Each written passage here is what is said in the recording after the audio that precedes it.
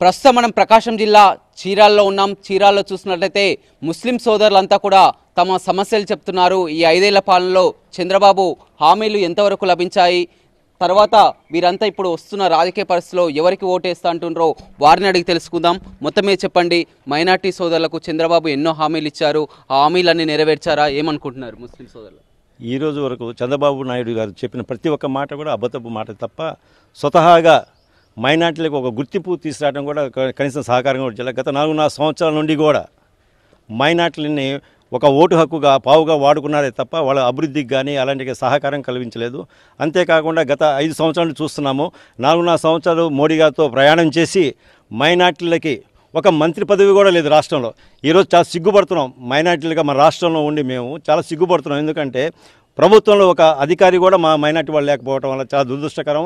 రాబోయే రోజుల్లో కూడా చంద్రబాబు నాయుడు అన్ని మోసపు మాటలు మోసపు పనులు తప్ప మైనార్టీకి చేసింది ఏమీ లేదు. మైనార్టీలు అంటే రాజశేఖర రెడ్డి గారు ఇచ్చిన 4% రిజర్వేషన్ మూలంగా ఈరోజు మా పిల్లలు కానీ మేము కానీ భవిష్యత్తులో ఒక ఉన్నత స్థాయిలో మేము చూడగలుగుతున్నామంటే ఒక రాజశేఖర రెడ్డి గారి మూలంగా.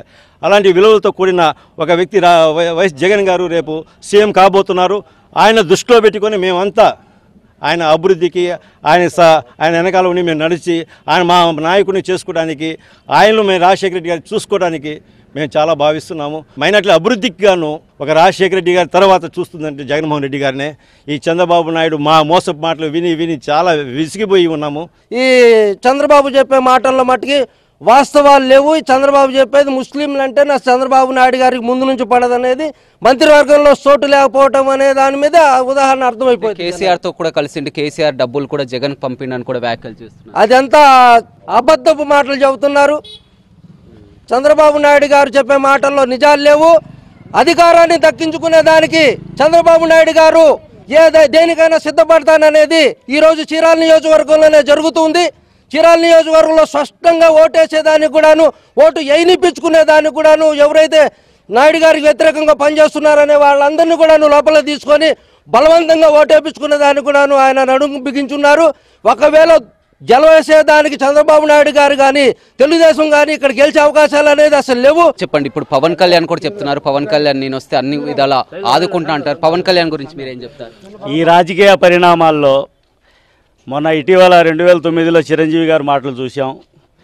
ఈ సినిమా యాక్టర్లో సినిమా నటన కన్ను రాజకీయానికి చాలా తత్సంబంధాలు ఉంటాయి. దానికి దీనికి సంబంధం లేని విషయం. ఆనాడు మాకు మెగాస్టార్ చిరంజీవి గారు కూడా ఎన్నికల్లో పోరాటంలో దిగి 294 నియోజకవర్గాలకి 18 స్థానాల్లోనే ఆయన అవకాశం ఇచ్చారు ఈ రాష్ట్ర ప్రజలు అనేది విషయం అందరికీ తెలిసిన విషయం. పవన్ కళ్యాణ్ గారు ఈ రాజకీయం అనేది ఒక ప్రచారం చేసుకోవడానికి ఎవరో ఒకళ్ళ మీద నిందనేసుకొని ఒక స్పష్టత లేకుండా ముందుకెళ్ళడం అనేది రాజకీయ నైజం. అది ఏం లేకపోయినా కూడా దాని మీద నిందేయడం అనేది సహజం. ప్రతి ఒక్కళ్ళకి లేనిపోయిన మాటలు కల్పించి చెప్పి స్వచ్ఛత లేదు. ఎందుకంటే స్పష్టత లేదు మాట్లాడే భాషలో. ఏదైనా సబ్జెక్ట్ మాట్లాడితే దానికి కరెక్ట్గా ఉండాలి. చీరాల్లో చూసినట్లయితే అక్రమంగా కేసులు బనాయిస్తున్నారు, ప్రజలు కూడా ఇబ్బందులకు గురి చేస్తున్నారని చెప్తున్నారు. ఇక్కడ ఆమంచి కృష్ణమోహన్ అనేటువంటి వ్యక్తి ఒక వ్యక్తి కాదు, ఒక శక్తి. ఎందుచేతనంటే పేద బడుగు బలహీన వర్గాల ఆశాజ్యోతిగా 2009కి ముందు ఒక శాసనసభ్యుడు ఎట్టా ఉంటాడో అనేది ఈ చీరాల నియోజకవర్గంలో తెలియని పందాలో ఎంతోమంది పేద మహిళలు, నివేశన స్థలాలు లేనోళ్ళు, పింఛన్లు లేనోళ్ళు ఒక గ్రీవెన్సెల్ ఏర్పాటు చేసి ఆమంచి కృష్ణమోహన్ గారు ఇంటికాడ గ్రీవెన్సెల్ పెట్టి కలెక్టర్ దగ్గరికి వెళ్ళే పనిలే, ఎంఆర్ఓ దగ్గరికి వెళ్ళే పనిలే, డైరెక్ట్ ఎమ్మెల్యే గారి దగ్గరికి వెళ్ళి వాళ్ళ సమస్యల్ని తెలియజెప్పి పరిష్కారాలు చేసుకున్న దాఖలాలు ఎన్నో ఉన్నాయి. ఇక్కడ చేనేత కాలనీ ముందుగా రోషి కాలనీ కాడ నుంచి అక్కడ ఆమంచి కృష్ణమోహన్ కాలనీ అని తోటవారిపాలెం కాడ నుంచి కొన్ని వేల మందికి పక్క గృహాలు నిర్మించడమే కాక నివేశన స్థలాలు కూడా మంజూరు చేసి ఎన్నో సంఘటనలు ఎదురైతే ఒక కంచు కవచం లాగా ఎటువంటి అవినీతికి పాల్పడకుండా నిలబడి ఉన్నాడు. కాబట్టి ఈనాడు ఈ అధికార పాలకులు చీరాల నియోజకవర్గంలో ఉన్నటువంటి అష్టదిక్పాలకులు అని చెప్పి కొంతమంది ఉన్నారు. వీళ్ళందరూ ఆయన్ని పెడదోవ పట్టడం కోసం ఆయన ఏదో ఓడిస్తామని చెప్పి ఛాలెంజ్ చేస్తున్నారు. ప్రజానాడి చెప్పాలా, మొన్న ఎలా ఉండబోతుంది అనుకున్నారు? ఇప్పుడు 2019 ఎన్నికలు ఎలా ఉండబోతుంది అనుకున్నారు? ఈ రాష్ట్రంలో ఖచ్చితంగా జగన్మోహన్ రెడ్డి గారు ఖచ్చితంగా స్పష్టతగా సమాధానం చెబుతారు.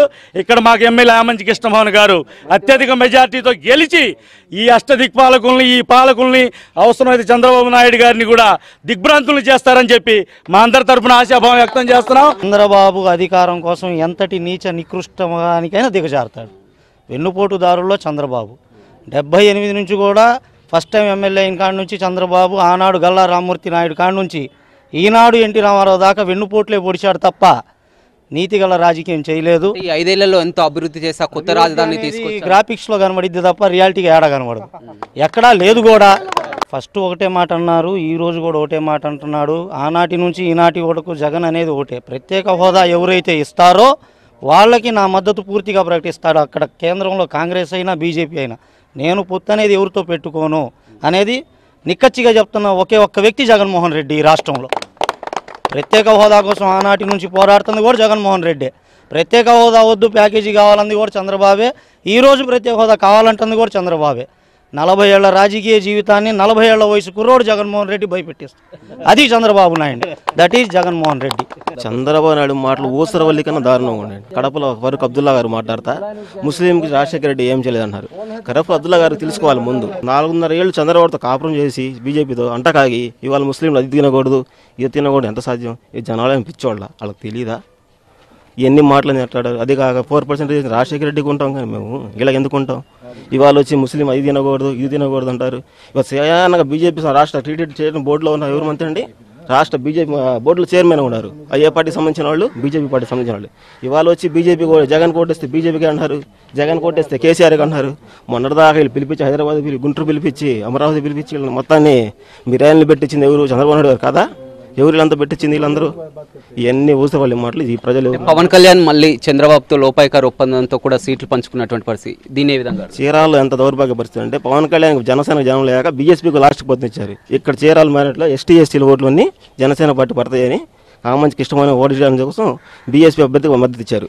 ఇలా నామినేషన్ చూసాం వాళ్ళది, వాళ్ళ కుయ్యకులు ఏం కూడా ఇక్కడ రామంచికి ఇష్టమని 30,000 మేటతో గెలవబోతున్నారు. చూడొచ్చు, మొత్తం మీద మైనార్టీ సోదరులంతా ఒకటే చెప్తున్నారు, తమకు న్యాయం జరిగిందంటే అది దివంగత మహానేత వైఎస్ఆర్ ఉన్నప్పుడే తమకు న్యాయం జరిగింది.